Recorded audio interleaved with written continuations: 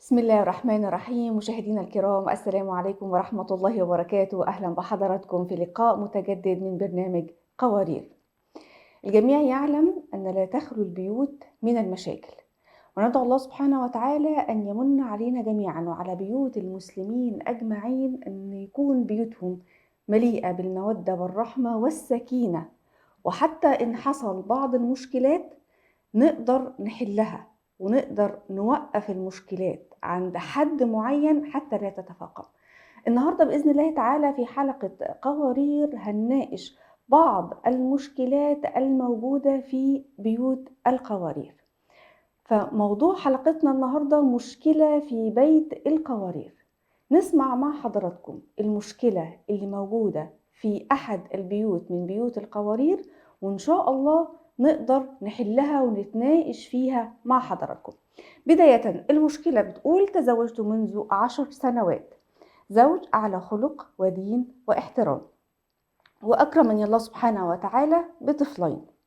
بعد أول شهرين من الزواج بدأت تظهر بعض الطبائع التي لم تكن واضحة لي، مثل الأنانية المفرطة عنده، وهي من أكثر الطبائع التي تسبب بيننا مشاكل. أجده يقدم نفسه علي وعلى أبنائه، بداية من الطعام. إذا كان الطعام قليل لا يؤثر أولاده أبدا على نفسه، يأكل هو أولا حتى يشبع، وإذا تبقى الطعام يترك لنا بطريقة مهينة، وكأننا قطط تأكل ما تبقى منه. للأسف الشديد، في شراء الملابس يشتري لنفسه الأول، وإذا تبقى مال يشتري لنا القليل جدا جدا. إذا مرضت فهو لا يهتم بي، ولكن إذا مرض هو يريد جل الاهتمام في كل شيء، يريد البيت كله يهتم به، أما هو فلا. حتى التفاصيل الخاصة بين الزوجين يرضي نفسه ولا يهتم برضائي في كل شيء، حتى هو الأول في كل شيء. حتى مشاهدة التلفاز لا يهتم بما نشاهده ويغير المحطة دون أي استثناء. تحدثت معه كثيرا وأخبرته أن هذه الطريقة تضايقني. أنا شريكة حياتك، ولابد أن يكون في اهتمام بمشاعر واحتياجات بعضنا البعض. فيكون الرد: أنا الرجل، أنا الأول في كل شيء. حتى في الخلاف كل مرة أذهب أنا للمصالحة، حتى في حال إن كان هو الغلطان، مستحيل يأتي أبدا لمصالحتي. تقول في نهاية المشكلة: تعبت جدا من هذه الأنانية والتساؤل، هل يوجد أب أناني حتى على أبنائه؟ هل تستمر حياة بهذه الطريقة؟ وهي تريد المشورة. النهاردة موعدنا في مشكلة في بيت القوارير عن الزوج الأناني. ما هي معنى الأنانية؟ ما هي الصفات اللي المفترض أن تكون في الزوج حتى نصفه بالزوج الأناني؟ كيف تتصرف الزوجة في حال أن زوجها للأسف الشديد في طبع الأنانية؟ إن شاء الله هذه المشكلة وتفاصيلها نناقشها مع ضيفتنا اللي مشرفانا الأستاذة أشجان يحيى، خبيرة العلاقات الأسرية والزوجية. السلام عليكم ورحمة الله وبركاته، وأهلا ومرحبا يا أستاذة أشجان. وعليكم السلام ورحمة الله وبركاته. أهلا وسهلا بيكي يا أستاذة ندى، وأهلا بالسادة المشاهدين، وسعيدة بتواجدي معاكم. ربنا يبارك فيكم يا رب. أهلا وسهلا بحضرتك. الحقيقة زي ما حضرتك سمعتي معانا ومع كل مشاهدين برنامج قوارير، المشكلة بتتحدث عن الزوج الأناني. قبل ما نتكلم عن صفاته وطباعه وكيفية التعامل معاه، خلينا نعطي مع حضرتك مع كل المشاهدين تعريف واضح وبسيط لمعنى الأنانية. بداية طبعا هي كلمة الأنانية يعني هي صفة، لو احنا مش هنتكلم على الرجل بس، بنتكلم على الرجل والمرأة، أو إنها صفة تقيلة أوي إن الشخص يتصف بها. هي عبارة عن إن الشخص بيستحوذ على كثير من الأمور ولا يحب مشاركة أحد بها، ويفضل نفسه على الآخرين. يعني الشخص الأناني هو مم. شخص يضع نفسه في المقدمة وما دون ذلك لا يهم، يعني مم. سواء أشخاص، أقارب، زملاء، أي شيء. مم. المشكلة إن الأنانية لها مراحل. يعني هو الصفة دي لما بتبقى موجودة، طب هي صفة ولا سلوك؟ لأن لازم نبقى مميزين، في ناس فيها صفات وفي سلوكيات بيتم اكتسابها. لا، الأنانية دي هي صفة بتبقى مم. موجودة، وأنا يعني بتظهر منذ الصغر، وبتبقى في عوامل بتخليها تكبر تكبر تكبر. لما مم. بنلاقي صفة معينة في الطفل وهو صغير بنبدأ يا نهذبها يا ننميها. مم. فعندنا الأنانية هنا هي حاجة بتستفحل كده، صفة بتستفحل وتصل بالشخص إن هو لا يرى في الكون غيره. مم. وبتختلف درجاتها، إن هي بتبقى في بعض الناس هي أنانية في بعض المواقف، يعني اه. هتلاقيه أناني بس في حتة الماديات، أناني في تقسيم الأموال بينه وبين إخواته، مم. ولكن هو حاصر نفسه في حاجة معينة، ولكنه يعرف يدي الآخرين. ولكن الأناني للأسف الغالب على البعض لما مم. بيبقى عنده الصفة دي، هو في كل حاجة، الأمور الصغيرة مثل الأمور الكبيرة. وعلى اه. فكرة الأناني مش بس بيبقى أمور مادية، بيبقى أناني في المشاعر زي ما في صاحبة المشاعر. المشكلة كده. يعني مم. صعب إن أنا ألاقيه إن هو بس بيهتم بأكله وشربه وملبسه ومرضه، والمشاعر برضو أنا تعودت أن أقدر في كل شيء، مم. فالصغيرة مثل الكبيرة. فهي صفة مذمومة بالظبط. للأسف، مم. والمفروض ان صاحبها يكتشفها. هي الفكرة ان بعض الصفات اللي بتبقى كارثية زي الأنانية كده، هو أصحابها لا يعترفوا بها، بالعكس هو يعترف ان هذه الأمور هو حق مكتسب ليه. حق بالظبط. مكتسب ليه أنا رجل، حق مكتسب ليه أنا مدلل عند أهلي أو والدي، حق مكتسب أنا المدير، حق مكتسب أنا الصديق اللي بيمتلك سيارة فمن حقه يفعل كذا وكذا وكذا. فبالتالي هو مستحوذ على نفسه كل الامور حقيه، انا مم. استحق كل هذا.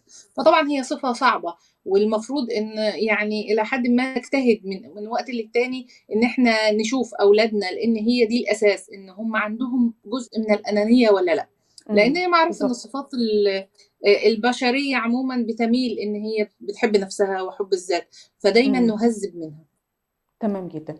طيب لو هنروح لأسباب الأنانية يا أستاذة أشجان، إيه الأسباب اللي بتؤدي إن يكون الزوج أناني، أو لو هنتكلم فيها بشكل عام بقى إن الشخص عامةً يكون أناني، سواء الزوج أو الزوجة، علشان ما يكونش في تحيُّز لأحد الطرفين، ولكن هي المشكلة اللي وردت لينا هي جاية من الزوجة اللي بتتحدث عن إن الزوج بيكون أناني، وأناني في يعني بدرجة عالية جدًا وفي العديد من المواقف. إيه الأسباب اللي بتؤدي إن شخص يكون أناني بهذه الطريقة؟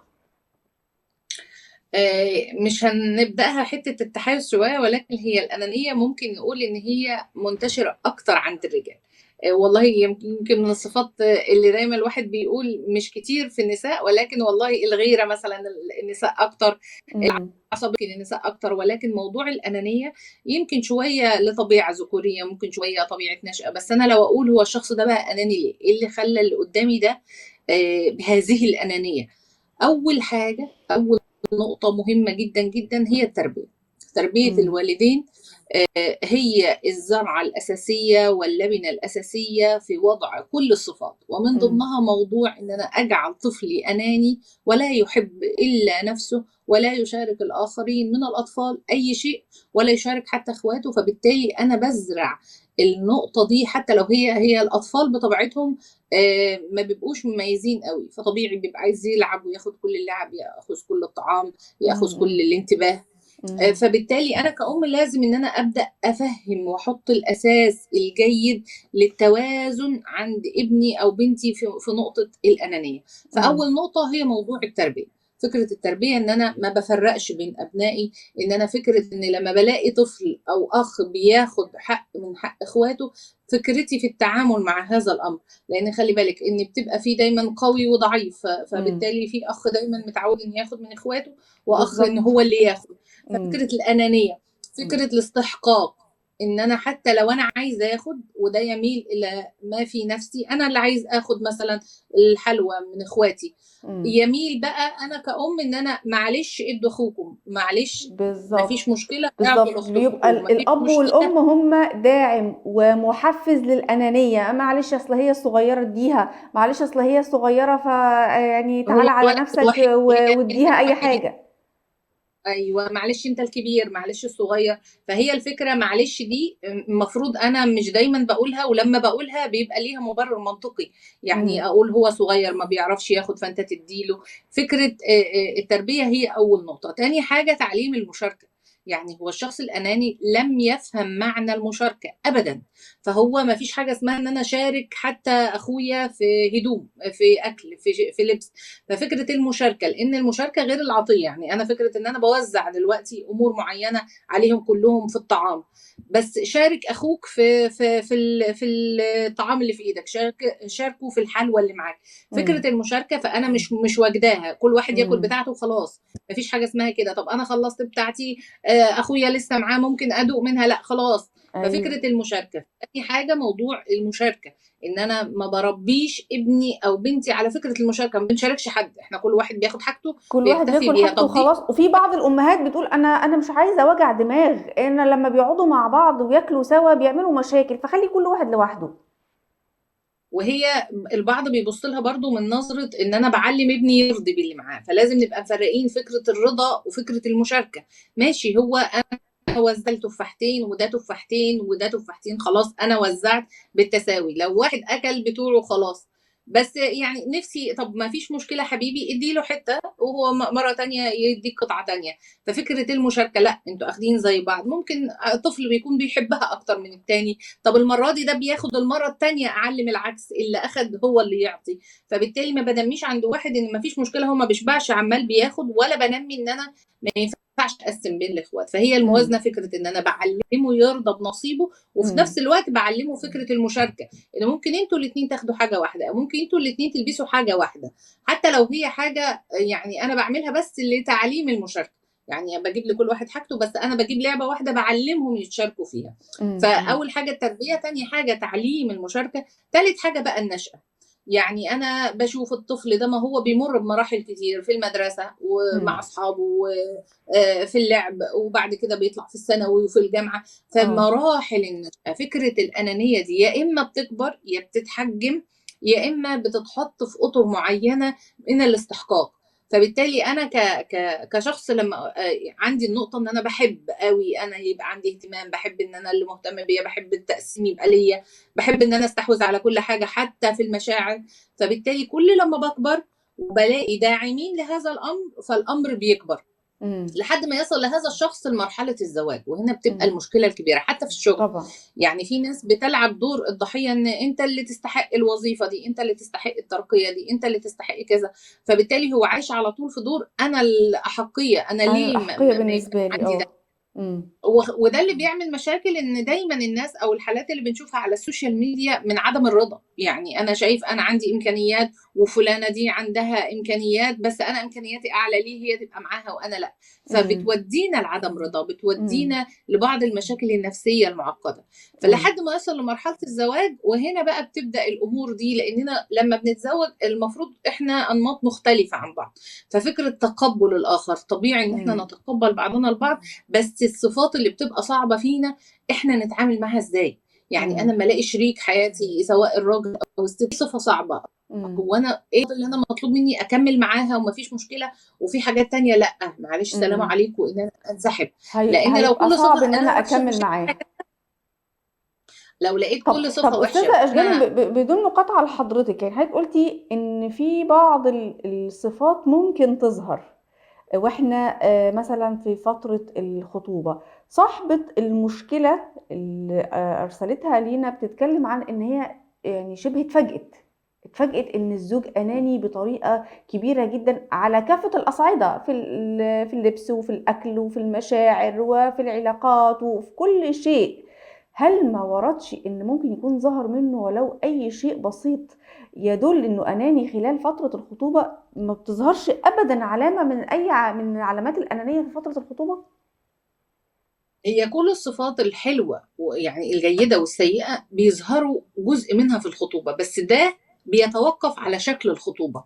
يعني لما تيجي واحدة تقول لي أنا فوجئت إن زوجي بخيل جدا جدا، طب هو البخل ده ما ظهرش خالص؟ تكون مخطوبة مثلا سنة، تقول لي لا هو بيجي لنا كل أسبوع وبيقعد وبيتغدى، بياخد عصير وحاجة مكسرات أو أي حاجة يعني امم. وبيمشي. طب ما ظهرش خالص، لا هو بيجيب مثلا مره يجيب و10 مرات لا، فاحنا بابا يعني حلف عليه او اقسم عليه ان انت ما تجهدش نفسك فما تجيبش ما حاجه. يرهقش نفسه في هنا المصاريف ما وإن هو جربش ما نفسه، يجيبش واحنا حاجة. عندنا ما فيش هدايا وما فيش تبادل، واحنا عندنا بقى لا في مناسبات ولا امور من دي ان بنتهادى فيها. الهدايا بسيطه جدا وبتكون حاجات رمزيه. إمم. فبالتالي انا ما سمحتش لهذا الشخص انه يظهر موضوع البخل. هو اعتمد، يعني واحده بتقول انا كنت مخطوبه وقعد السنه ونص او سنتين ما ظهرش خالص موضوع، ما هي ماشيه السنه ونص بنفس النمط. عشان كده دايما بنقول سيبوا في الخطبه امور فيها نوع من الاختلاف في المواقف عشان تظهر الطرف الآخر. يعني آه. ايه؟ يعني مرة هو يجي ومرة احنا نخرج يبقى معانا حد، مرة ان احنا نتكلم ومرة اعزمه ونستنى مثلا يعزمنا. فبتبقى في امور بتبين ان الشخص ده، انما سنة ونص هي ماشية بجدول بشكل معين، إمم. والكلام بينهم عشان اطار شرعي، فبالتالي مفيش اي كلام للمشاعر، فهو إمم. السلام عليكم ان شاء الله بخير، فبالتالي ما ظهرش اي حاجة. امتى إمم. اتفاجئت؟ تاني يوم الفرح في الاكل. يعني لقت ان الاكل لا واهلك والمفروض ويجيبوا، وبدات من هنا فكره البخل الشديد.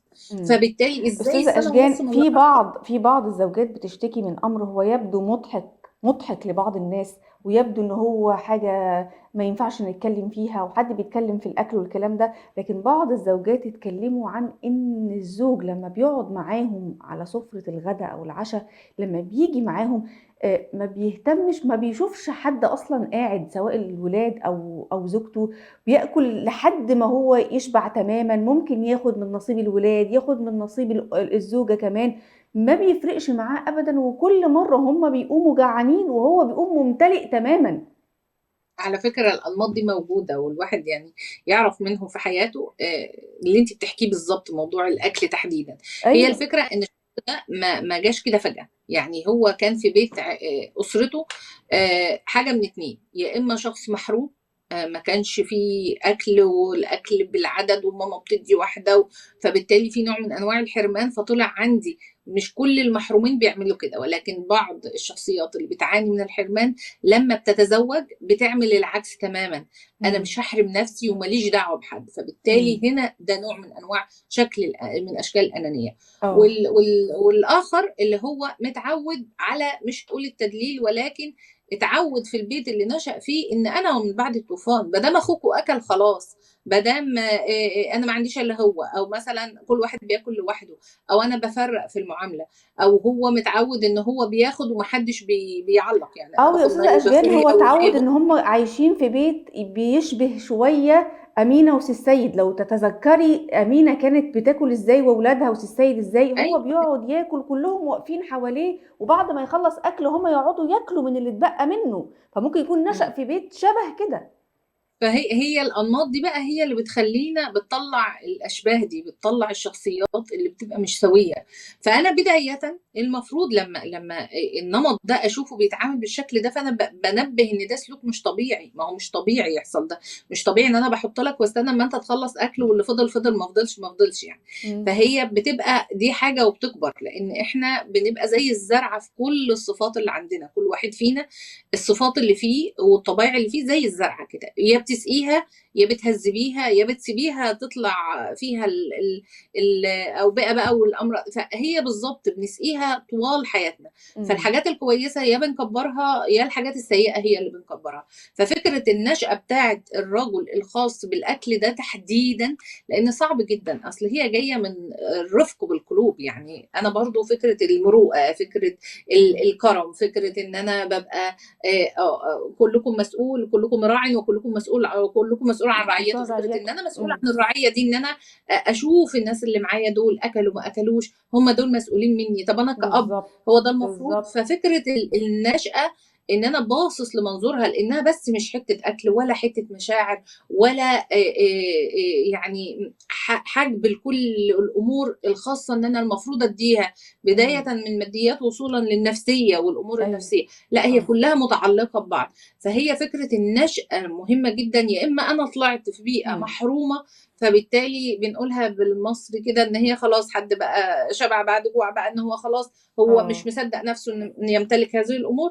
يا إمم. اما ان هو حد اتعلم ان كل يا حبيبي ومش مهم الاخرين. يعني فكرة أو إن هي أنا ممكن تكون لمّا بعض الأفكار والمعتقدات في ذهنه وفي تفكيره وعادات تربية أو في وتقاليد. ذهنه.